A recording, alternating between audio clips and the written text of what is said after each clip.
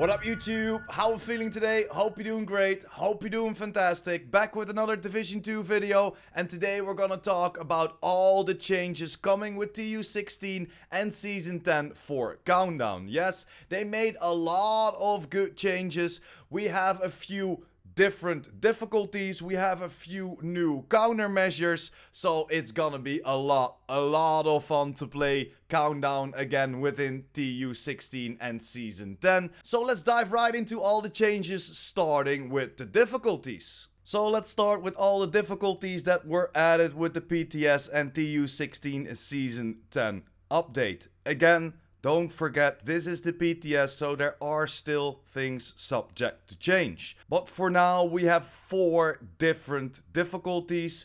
We have a normal difficulty, we have a hard difficulty, we have a challenging difficulty, and the challenging difficulty is a difficulty that we are playing on right now.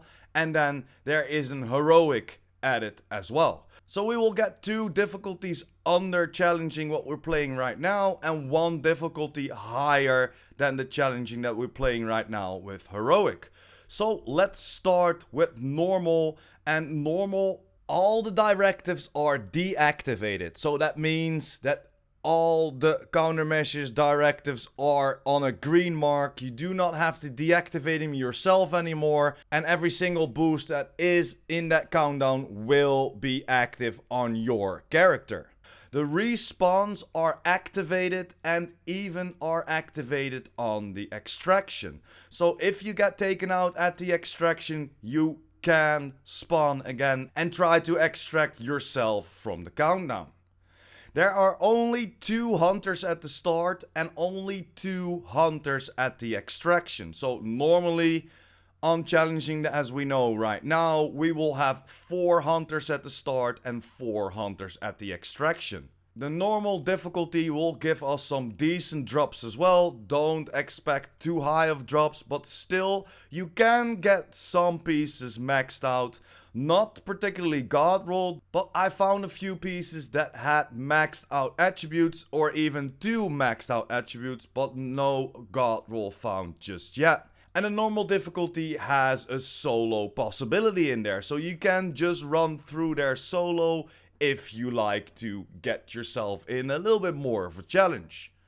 Then jumping over to hard. On hard, all the directives are activated, so you need to deactivate it yourself. They are all red all across the map, so you need to run through the countermeasures, aka the directives, to deactivate them, hitting them up with that green mark. Because there are a lot of extra directives added, but we're gonna talk about that in a second. Respawns are activated, and again, even on extraction. So same as normal on hard, if you get taken out on the extraction, you can just respawn and try again. Normal will have 4 hunters at the start and 4 hunters at the extraction as well. So only normal will give us 2 hunters at the start and 2 hunters at the extraction. And on hard, we can find pretty good drops. I found a god roll, at least 1 piece, and I found a lot of pieces that actually have at least 1 of the attributes maxed out. And again, just like normal, hard has the solo possibilities as well. Then we can easily skip over challenging, but let's talk about challenging real quick. Challenging is exactly the same as we are used to right now. So all the directives are activated. It's the same as we played before. 4 hunters at the start, 4 hunters at the extraction. We will have very good drops as we used to, just like right now. And there are no respawns at the extraction. So jumping over to heroic, and this is the highest difficulty added to the countdown. Maybe we'll see a little bit higher in the future, but I don't think so. I don't think it's gonna be possible to take out a legendary within those 15 minutes. So I think the heroic will be the highest form of countdown that we can encounter. So for heroic, just like normal, just like challenging, everything is active. So every single countermeasure, aka directive, is active, and you need to deactivate those countermeasures yourself to get the boosts that are available in that countdown session. Respawns are deactivated on extraction, just like we have on challenging. 4 hunters at the start, 4 hunters at the extraction, and these heroics will give you crazy good drops. So in my opinion, these are the best drops to get on Countdown. Again, don't forget, this is the PTS, so it is still subject to change. If they wanna get the loot down a little bit more, or even up a little bit more. I found a lot of god roll stuff. And Heroic has the possibility to do this in a 4 or an 8-man squad. You probably need a very good 4-man squad to rock this Heroic, but a lot of y'all playing this for a decent amount of years. So I think most of us can definitely 4-man the Heroic Countdown. And these were all the new added difficulties. So we will have normal, we will have hard, we will have challenging as we are playing right now. And then we have the highest, and that is heroic. So let's jump over to the new countermeasures, or like I called it, directives. You can call it countermeasures, you can call it directives, but we all know what we're talking about. So the new countermeasures, aka the directives, are very nice and a good addition to the game if you ask me. So let's get over to all the extra countermeasures and or the directives, because these are extra. All the other directives that are on Countdown right now will still be there. So the close range damage, the long range damage, you name it, everything will still be there, and these are extra countermeasures.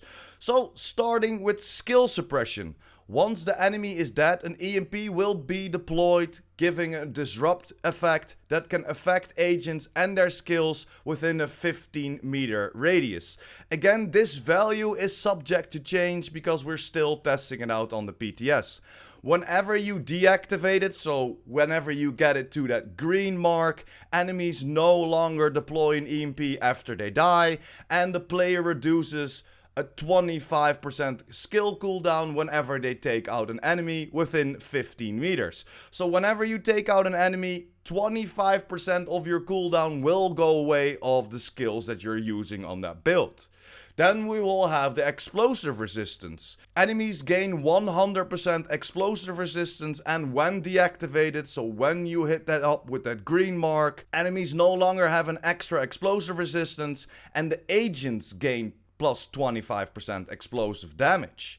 So we will do more damage, but when it's activated, the enemies gain explosive resistance. So this is quite nice. We will not get explosive resistance, but we will get an extra explosive damage. And then we have reload speed. Agent's total speed weapon reload is decreased to 75%. And this means normally we will have a reload speed of 100%, and now it is pushed back to that 75. So it takes a little bit longer to reload your gun. Whenever this is deactivated, so hitting it up with the green mark, agents no longer have the total speed weapon reload decreased to 75, and agents gain a plus 25% reload speed. And this means that we will get 125% reload speed. Normally we will have 100% reload speed, but we're gaining an extra 25% reload speed,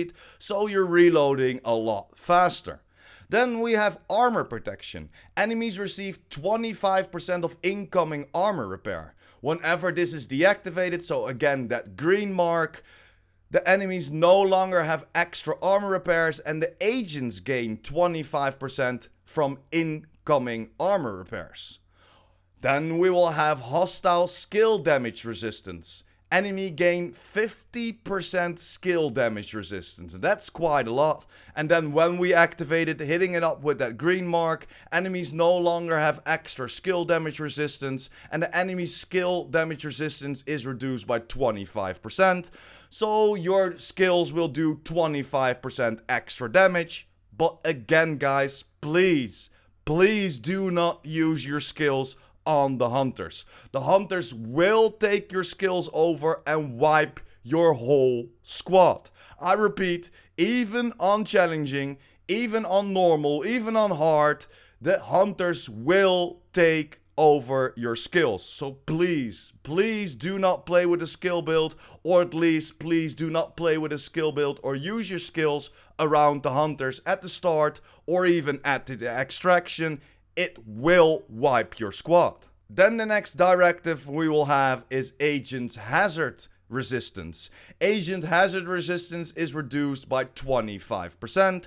Whenever we deactivate it, hitting it up with that green mark, Agent's Hazard resistance is no longer reduced by 25%, and enemy's Hazard resistance is reduced by 25%. And then we have two more, guys. Two more. The headshot resistance is a new one. Enemy's headshot resistance is increased by 25%. And whenever we deactivate this, hitting up with that green mark, enemy headshot resistance is no longer increased, and agents gain an extra plus 25% headshot damage. And this is quite huge, guys. Gaining an extra 25% headshot damage is a lot of damage, guys. This is gonna be a lot of fun, just like the last one, and this is critical resistance.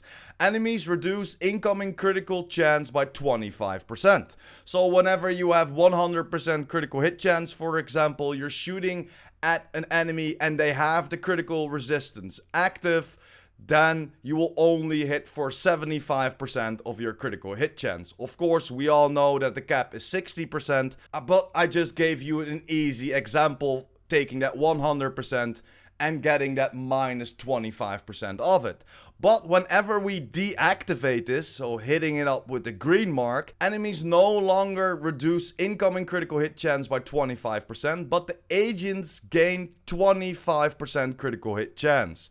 And this is a great thing, guys. We can lower our critical hit chance to, let's say, 35% if we know we have the critical resistance. Then make a build that has that 60 or that 50, 55%, 60% critical hit chance.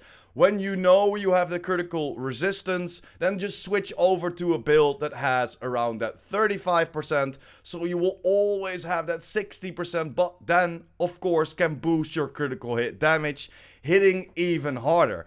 Imagine getting critical hit resistance, long range damage, and short range damage. Man, that is gonna be a freaking blast. We're gonna just shred through everything in Countdown, and I think that will be the best combination to have in Countdown: the short range, the long range, and the critical resistance, or even the short range, the headshot resistance, and the critical resistance, gaining an extra short range damage of 25%, gaining an extra headshot damage of 25%, and gaining an extra critical hit chance of 25%. I think these two combinations will be the best combinations to search for within the Countdown whenever it released on TU16 and Season 10.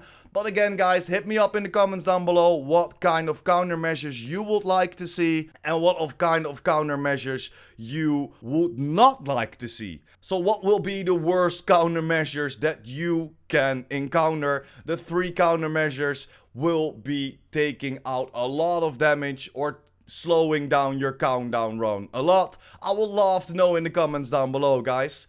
But yeah, that's pretty much everything that is added to the new Countdown within TU16 and Season 10. We will have 4 different difficulties: normal, hard, challenging, and heroic. And then we're gaining a total of 8 extra directives, aka countermeasures. So this is gonna be very interesting.